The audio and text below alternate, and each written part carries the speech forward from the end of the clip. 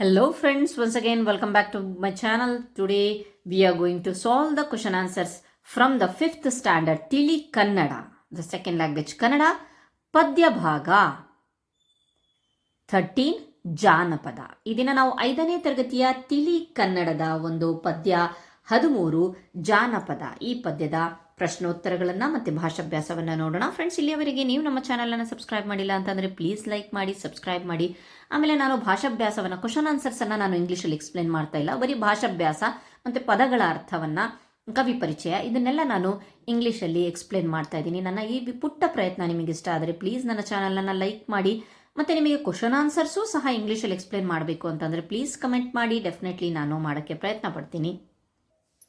Okay, first meanings ಪದಗಳ ಅರ್ಥ. Word meaning: ಕುಸುಲ, ಸೂಕ್ಷ್ಮ ಕೆತ್ತನೆ, ಫೈನ್ ಕಾರ್ವಿಂಗ್, ಚಿತ್ತಾರ ಅಂತಾನು ಹೇಳ್ತಾರೆ. ಓಕೆ, ಚಿಗಿಯಲಿ ಮೀನ್ಸ್ ಚಿಗುರಲಿ, ಟು ಸ್ಪ್ರೌಟ್, ಜಯ ಗೆಲುವು, ವಿಕ್ಟ್ರಿ. ಗಮನಿಸಿ ಮತ್ತೆ ತಿಳಿಯಿರಿ, ನೋಡಿ. ನೆಲ್ಲಿಬಡ್ಡಿ, ನೆಲ್ಲಿಬಡ್ಡಿ ಅಂತಂದ್ರೆ ನೆಲ್ಲಿ ಮರದ ಕಾಂಡ ಕತ್ತರಿಸಿದಷ್ಟು ಅಗಲವಾಗಿ ಕವಲೊಡೆದು ಚಿಗುರುವುದು. ಅಂದ್ರೆ the stem of A gooseberry, ನೆಲ್ಲಿಕಾಯಿ ಅಂದ್ರೆ gooseberry trees sprouts as wide as it is cut and branches out. ಎರಡನೇದು ಹುಲ್ಲಾಗಿ ಬೆಳೆ, ಜೋರಾದ ಗಾಳಿಗೂ ಮಳೆಗೂ ಸಾಯದೆ ಯಾವಾಗಲೂ ಹಸಿರಾಗಿಯೇ ಇರುವುದು ಹುಲ್ಲು. Grass that remains green always without dying in strong wind or rain. Okay, ಇದಾದ್ಮೇಲೆ ನಾವು ನೆಕ್ಸ್ಟ್ ಮೇನ್ಗೆ ಹೋಗೋಣ. Okay, let's start. ಒಂದು ವಾಕ್ಯದಲ್ಲಿ ಉತ್ತರಿಸಿರಿ. Answer in one sentence. The first question: ಮಗು ಯಾವುದಕ್ಕೆ ಹಠ ಮಾಡುತ್ತದೆ? ಉತ್ತರ: ಮಗುವು ಹಾಲು ಬೇಕೆಂದು, ಕೋಲು ಬೇಕೆಂದು ಮತ್ತು ಮೊಸರು ಬೇಕೆಂದು ಹಠ ಮಾಡುತ್ತದೆ. ಎರಡನೇ ಪ್ರಶ್ನೆ: ಮಗುವಿನ ಚಂದವನ್ನು ಜನಪದರು ಯಾವುದಕ್ಕೆ ಹೋಲಿಸಿದ್ದಾರೆ? ಉತ್ತರ: ಮಗುವಿನ ಚಂದವನ್ನು ಜನಪದರು ಹಾವಿನ ಹೆಡೆ ಚಂದ, ಮಾವಿನ ಮಿಡಿ ಚಂದ ಹಾಗೂ ಹಾರಾಡಿ ಬರುವ ಗಿಳಿ ಚಂದಕ್ಕೆ ಹೋಲಿಸಿದ್ದಾರೆ. ಮೂರನೇ ಪ್ರಶ್ನೆ: ಮಗುವಿನ ಗೆಜ್ಜೆ ಯಾವ ರೀತಿಯದ್ದು? ಉತ್ತರ: ಮಗುವಿನ ಗೆಜ್ಜೆ ಕುಸಲದ ಅಂದರೆ ಸೂಕ್ಷ್ಮ ಕೆತ್ತನೆಯ ಚಿತ್ತಾರದ ಗೆಜ್ಜೆ ಆಗಿರುತ್ತದೆ. ಇದು 3 ಪ್ರಶ್ನೆಗಳು ಒಂದು ವಾಕ್ಯದಲ್ಲಿ ಉತ್ತರಿಸಿಗೆ ರಿಲೇಟೆಡ್ ಆಗಿದ್ದಾವೆ. ನೆಕ್ಸ್ಟ್ ಮೇನ್ 2-3 ವಾಕ್ಯಗಳಲ್ಲಿ ಉತ್ತರಿಸಿರಿ. Answer the following questions in 2 to 3 sentences. First question: ಮಗುವಿನ ಹಠದ ಬೇಡಿಕೆಗಳನ್ನು ಜನಪದರು ಯಾವ ರೀತಿ ವರ್ಣಿಸಿದ್ದಾರೆ? ಉತ್ತರ: ಮಗುವು ಹಾಲು ಬೇಕೆಂದು ಅಳುತ್ತಾನೆ, ಕೋಲು ಬೇಕೆಂದು ಕುಣಿಯುತ್ತಾನೆ ಮತ್ತು ಮೊಸರು ಬೇಕೆಂದು ಮಣ್ಣಿನ ಕೆಸರನ್ನ ತುಳಿಯುತ್ತಾನೆ. ಎರಡನೇ ಪ್ರಶ್ನೆ: ತಾಯಿ ತನ್ನ ಕಂದ ನೆಲ್ಲಿ ಬೊಡ್ಡೆಯಾಗಿ ಚಿಗಿಯಲಿ ಎಂದು ಏಕೆ ಹಾರೈಸುತ್ತಾಳೆ?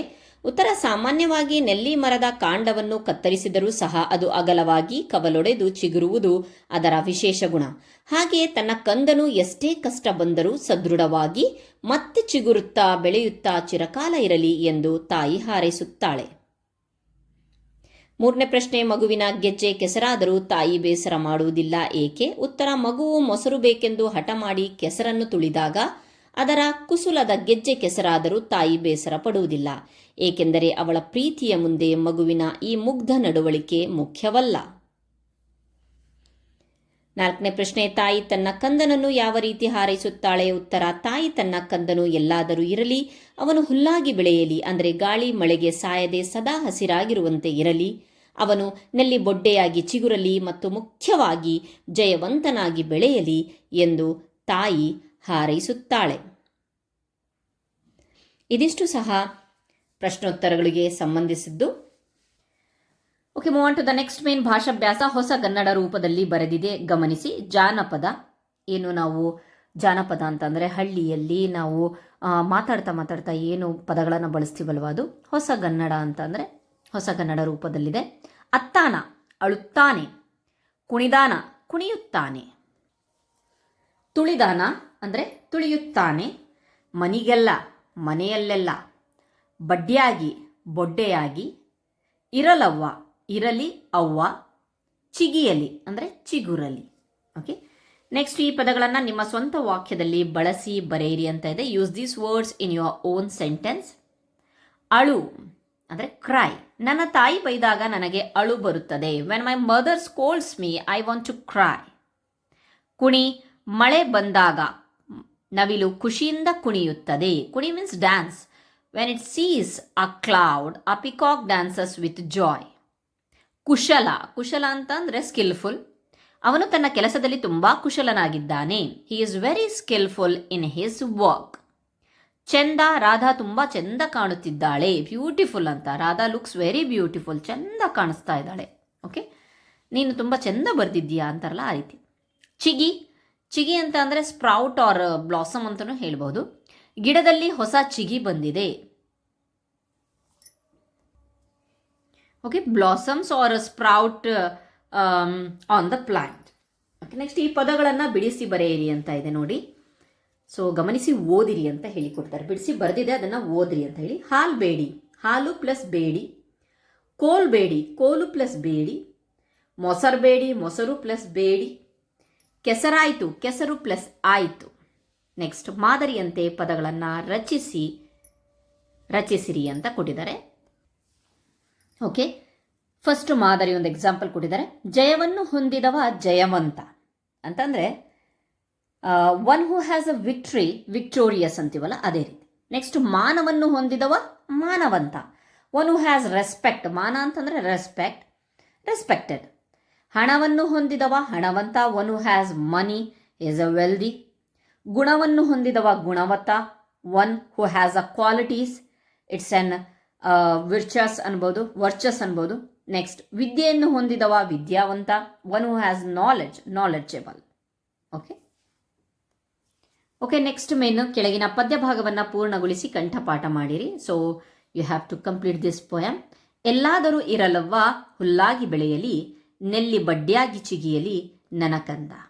ನೆಲ್ಲಿ ಬಡ್ಡಿಯಾಗಿ ಚಿಗಿಯಲಿ ನನಕಂದ, ಜಯವಂತನಾಗಲಿ ಬೆಳೆಯಲಿ. ಇದಾದಮೇಲೆ ನೆಕ್ಸ್ಟು ಪೂರಕ ಪಾಠ ಇದೆ. ಪೂರಕ ಓದು ನಮ್ದು ಏನು ಪದ್ಯ ಆದಮೇಲೆ. ಸೊ ಈ ಒಂದು ಪೂರಕ ಓದೋದ್ರಿಂದ ನಿಮಗೆ ಕನ್ನಡದಲ್ಲಿ ಒಂದು ಸ್ಪಷ್ಟವಾದ ಉಚ್ಚಾರಣೆ, ಆಮೇಲೆ ಯಾವ ರೀತಿಯಾಗಿ ವೇಗವಾಗಿ ಓದೋದು, ಸ್ವರಭಾರ, ಇಳಿತ, ಇದರ ಮೇಲೆಲ್ಲ ಗಮನವನ್ನು ನೀವು ಸಾಧಿಸ್ಬೋದು. ಅಷ್ಟೇ ಅಲ್ಲದೆ ಕೆಲವು ಮಕ್ಕಳು ವರ್ಡ್ಸ್ಗಳನ್ನು ಅಥವಾ ಲೆಟರ್ಸ್ಗಳನ್ನು ಐಡೆಂಟಿಫೈ ಮಾಡೋದಿಲ್ಲ. ಸೊ ಈ ಪೂರಕ ಓದಿನ ಒಂದು ಸಹಾಯದಿಂದ ಅವನು ಫಾಸ್ಟಾಗಿ ಓದೋದನ್ನು ಕಲಿತಾನೆ. ದೇವರು ಎಲ್ಲೆಡೆ ಸಿಗಲಾರದ ಕಾರಣ ತಾಯಿಯನ್ನು ಸೃಷ್ಟಿಸಿದ. ಪ್ರತಿ ಮಕ್ಕಳು ಅಮ್ಮನ ಬೆಚ್ಚನೆಯ ಮಡಿಲಲ್ಲಿ ವಾತ್ಸಲ್ಯವನ್ನು ಅನುಭವಿಸಿದರೆ ನಾವು ಎಷ್ಟೇ ದೊಡ್ಡವರಾಗಿ ಸ್ವತಂತ್ರ ಬದುಕು ಕಟ್ಟಿಕೊಂಡರೂ ಅಮ್ಮನ ಕೈತುತ್ತು, ತೋರಿದ ಪ್ರೀತಿ, ಕಲಿಸಿದ ಪಾಠ, ಹಾಕಿಕೊಟ್ಟ ಹಾದಿ ಎಲ್ಲವೂ ನಮಗೆ ದಾರಿದೀಪ. ಸೊ ಇದೇ ರೀತಿ ನೀವು ಇಡೀ ಪೂರಕ ಓದನ್ನು ಕಂಪ್ಲೀಟ್ ಮಾಡಬೇಕಾಗತ್ತೆ. Thank you friends.